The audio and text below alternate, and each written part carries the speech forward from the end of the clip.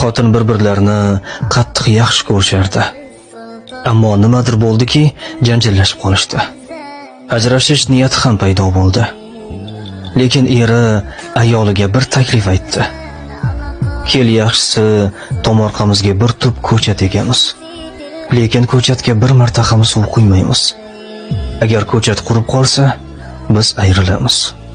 Agar qurimaydigan bo'lsa, hammasini unutib, avvalgidek yashashga harakat qilamiz.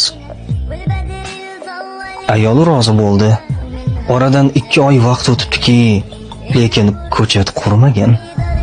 Bir kuni tunda ikkalasi ham o'sha ko'chat yonida uchrashib qolishibdi.